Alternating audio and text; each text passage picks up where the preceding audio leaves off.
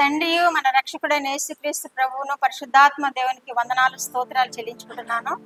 ప్రేమైన దేవుని బిడ్డలారా, మనల్ని ప్రేమించి ఇచ్చిన ఈ నూతన దినము కొరకు దేవునికి వేలాది స్తోత్రాలు చెల్లించుకుంటున్నాను.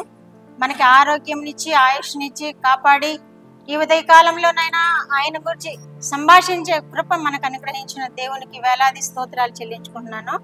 ఇదైన వాక్యము కొరకు మొదటి సమూయేలు గ్రంథము 15వ అధ్యాయము 22వ వచనము 23వ వచనం చదువుకుందాం. అందుకు సమూయేలు, తాను సెలవిచ్చిన ఆజ్ఞను ఒకడు గైకొనుట వలన యెహోవా సంతోషించినట్లు ఒకడు దహన బలులను అర్పించడం వలన ఆయన సంతోషించిన ఆలోచించము. బలులు అర్పించుట కంటే ఆజ్ఞను గైకొనుటయు పొట్టేళ్ల క్రొవ్వు అర్పించుట కంటే మాట వినుటయు శ్రేష్టము. తిరుగుబాటు చేయుట సోది చెప్పుటను పాపంతో సమానము. మూర్ఖతను అగపరచుట మాయా విగ్రహములను గృహదేవతలను పూజించుటతో సమానం. దేవుడి వాక్యం ద్వారా మనల్ని దీవించునుగాక. ఆమేన్. ప్రియమైన దేవుని బిడ్డలారా, ఈ వాక్యంలో మనము ఏం చూస్తున్నాము అంటే, ప్రవక్త అయిన సమూయేలు రాజైన సౌలుతో మాట్లాడుతున్న ఈ మాటల గురించి మనము ఈరోజు ధ్యానం చేసుకున్నాం. రాజు ఏం చేశాడు అంటే, దేవుని ఆజ్ఞను మీరాడు, ప్రవక్త చెప్పిన మాటలను ధిక్కరించాడు. రాజైన సౌలు ఇజ్రాయేలీలకు మొదటి రాజుగా దేవుడు ఏర్పాటు చేసుకున్నాడు. సమూయేలు చేత ఆయనను అభిషేకింపచేశారు. ఆయన మాట విని ఆయన ఆజ్ఞలను గైకొన్నప్పుడు ఆయన రాజుగా వర్ధిల్లుతూ ఉండేవాడు. కానీ ఇక్కడ ఏం చేశాడంటే, మొదటగానే ఆయన దేవుని ఆజ్ఞను మీరాడు. ఎందుకంటే అమాలేకీయులు ఇశ్రాయేలీలు ఐగుప్తు నుండి తిరుగు ప్రయాణమై కానాను ప్రయాణం చేస్తున్నప్పుడు అమాలేకీయులు దారిలో అడ్డుపడి వీళ్ళని హింసించారు, వీళ్ళ మీద తిరుగుబాటు చేశారు. అది దేవుడు చూచాడు. దేవుడు చూచిన తర్వాత వీళ్ళు రాజుని ఏర్పరచుకుని రాజ్యంగా స్థిరపడిన తర్వాత ఈ అమాలేకీయుల గురించి దేవుడు సమూయేలు ద్వారా రాజుకు తెలియచేస్తున్నాడు. సౌలు రాజుకు ఏమని, వారిని యుద్ధం చేసి సంహరించుడి, వారిలో ఏది మిగల్చవద్దు, ఆడవారినేమి మగవారినేమి పశువులనేమి మరి ఎవరిని మిగల్చవద్దు, అందరినీ సంహరించుడి అని సమూయేలు ప్రవక్త ద్వారా రాజుకు ఈ విషయాలను తెలియచేశాడు. అయితే సౌలు రాజు అమాలేకీయుల మీదకి యుద్ధానికి వెళ్లారు, వారిని ఓడించారు, వారిని సంహరించారు. అయితే ఆ రాజుని పట్టుకున్నాడు. అంత మాత్రమే కాదు, అక్కడ శ్రేష్టమైన గొర్రెలను ఎద్దులను శ్రేష్టమైన పశువులను వీరు వెనక్కి తెచ్చుకున్నారు. వీరు వెనక్కి తెచ్చుకుని దేవుని దృష్టిలో పాపం చేశాడు సౌలు. ఎందుకని, మొత్తం సంహరించమన్నారు, ఏమీ మిగిల్చవద్దన్నారు, ఏమీ దానిలో మిగిలి ఉండకూడదు అని తెలియజేశారు. అయితే రాజుని తెచ్చుకున్నాడు, అంత మాత్రమే కాదు పశువులను తెచ్చుకున్నాడు, శ్రేష్టమైన వాటిని తెచ్చుకున్నాడు. అందుకే దేవునికి మహా కోపం వచ్చింది. ఎంత కోపం వచ్చిందంటే, ఇక్కడ చూస్తున్నాం కదా మనం, దేవుడు సెలవిచ్చిన ఆజ్ఞను ఒకడు గైకొనుట వలన యెహోవా సంతోషించున్నట్లు ఒకడు దహన బలులను అర్పించడం వలన ఆయన సంతోషించునా అంటున్నాడు. ఎంత గొప్ప మాట. ఆయన ఆజ్ఞ వింటేనే ఆయన మన ఎంత సంతోషిస్తాడు. మన ఊరికొరికే బలులు వంటి కానుకలు అవి ఇవి అర్పించినంత మాత్రాన మనల్ని దేవుడు మన యందు ఆనందించుడు, మనల్ని దీవించుడు. ప్రియమైన దేవుని బిడ్డలారా, ఇక్కడ సౌలు చేసిన పని చూడండి. దేవుని ఆజ్ఞను ధిక్కరించాడు.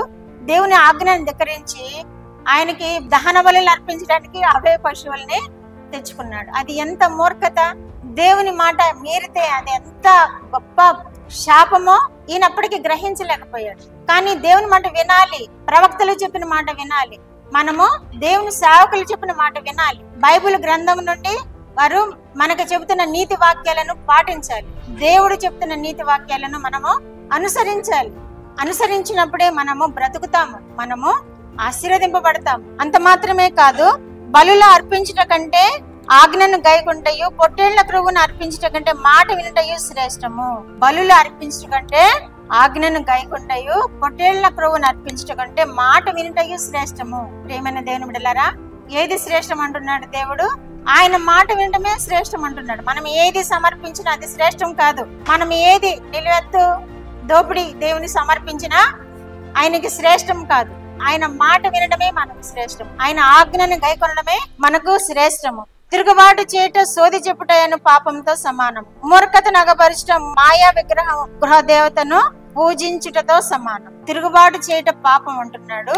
ఇంకా మూర్ఖత అగపరచడం కూడా విగ్రహారాధనకు సమానమైందని ఇక్కడ తెలియజేస్తున్నాడు. కాబట్టి ప్రియమైన దేవుని బిడ్డలారా, ఈ వాక్యం ద్వారా మనము ఎంతో నేర్చుకోవాలి. రాజుని అక్కడి నుండి ఆయన రాజరికాన్ని తప్పించేశాడు దేవుడు. ఎందుకని?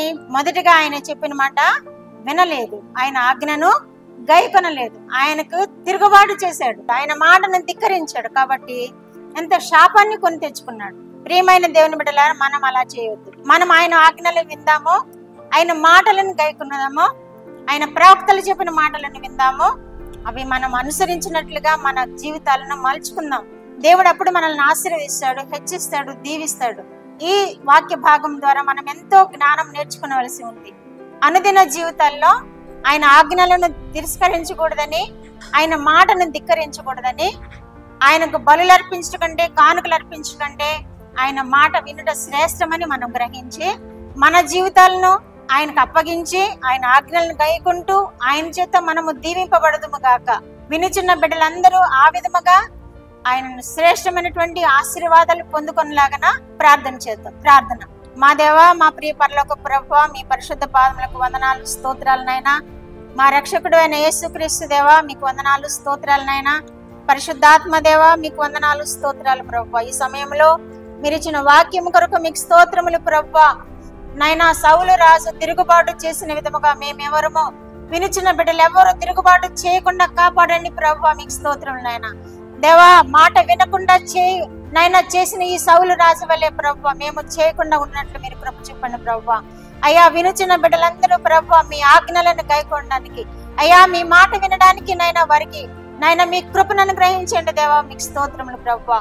అయ్యా, వరిచు కానుకల కంటే ప్రభువా, వరిచు నైనా మా ప్రభువా మీ యొక్క దహన బలుల కంటే నైనా, బలుల కంటే నైనా ప్రభువా మీ మాట వింటయు నైనా మీ ఆజ్ఞను గైకొంటయు శ్రేష్టమని మీరు తెలియజేసిన మాటను వారు గుర్తుంచుకొని ప్రభువా నైనా వారి హృదయాలను మీకు సమర్పించుకొని మీ మాటలు ఏమైతే ఉన్నాయో, వారు ఏమి వింటున్నారో వాటి ప్రకారం జీవిస్తూ మీ చేత ఆశీర్వదింపబడే కృప వినుచున్న బిడ్డలందరికీ దయచేసి మహిమ పొందమని యేసుక్రీస్తు వారి పేరిట ఈ మనవులు మీ పాదముల యొద్ద వేడుకుంటున్నాను పరమ తండ్రి.